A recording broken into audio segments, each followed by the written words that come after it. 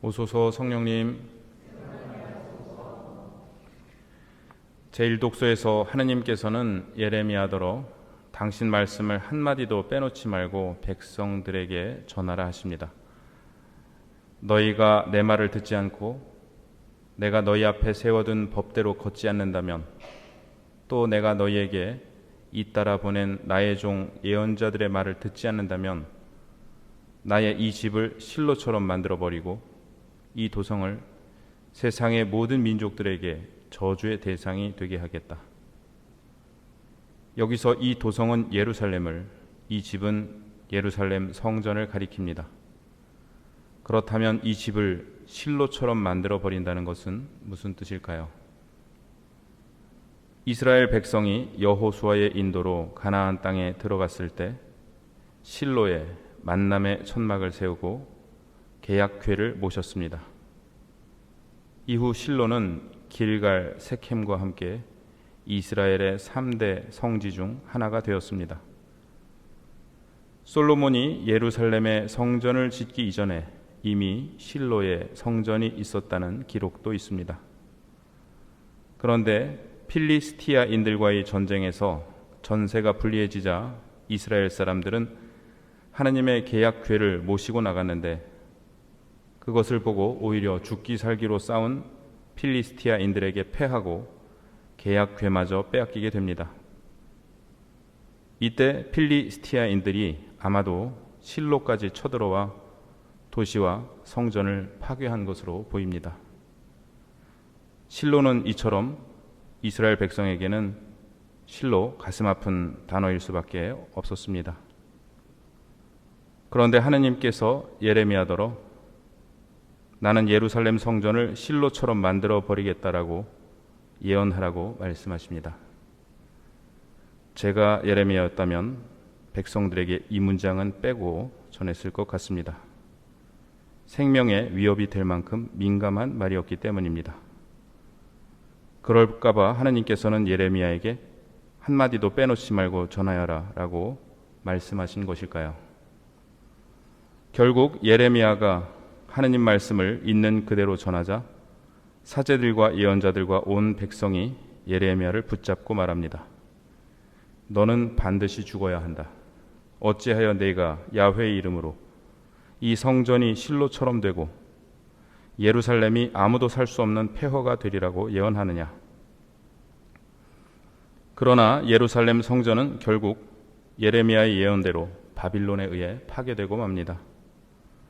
이것이 첫 번째 예루살렘 성전의 파괴입니다. 이후 다시 지어진 두 번째 예루살렘 성전의 파괴에 대한 예언은 우리가 잘 알고 있습니다. 이 성전을 허물어라. 내가 사흘 안에 다시 세우겠다는 예수님의 말씀입니다. 결국 두 번째 성전 역시 기원 후 70년에 로마 군대에 의해 파괴됩니다. 예레미야가 성전 파괴를 예언한 후 생명의 위협을 받은 것처럼 예수님도 성전 파괴를 예언하신 후 생명의 위협을 받으셨습니다. 예레미야는 이처럼 여러 면에서 예수님을 예고하고 있습니다. 오늘 복음에서 예수님께서는 고향에 가시어 회당에서 가르치시지만 고향 사람들은 예수님을 인정하지 않습니다. 어제까지 우리는 마테오복음 13장에 나오는 7개 혹은 8개의 비유 말씀을 들었는데요.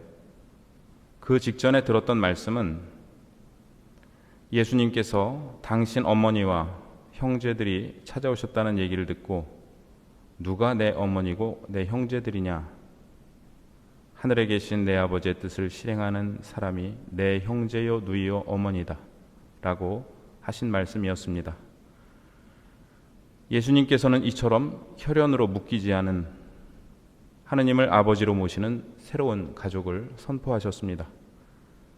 그런데 나자렛으로 돌아오시자 고향 사람들은 예수님의 말씀을 완전히 뒤집는 반응을 보입니다. 저 사람은 목수의 아들이 아닌가? 그의 어머니는 마리아라고 하지 않나? 그리고 그의 형제들은 야고보, 요셉, 시몬, 유다가 아닌가? 이 사람들의 말도 어느 정도 이해는 되는데요. 오늘날 우리가 말하는 개인이라는 개념이 형성된 것은 기원후 14세기부터 시작된 르네상스 시대 이후라고 합니다.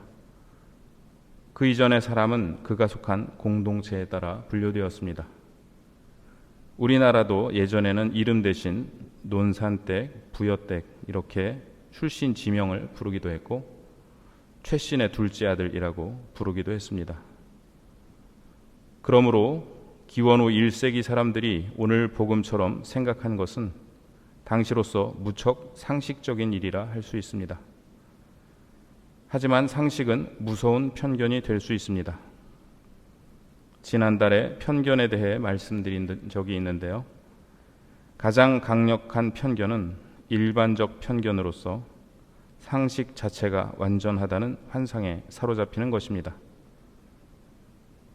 예수님의 고향 사람들은 자신들의 상식을 신봉했기에 상식을 뛰어넘는 진리는 끝내 거부하고 말았습니다.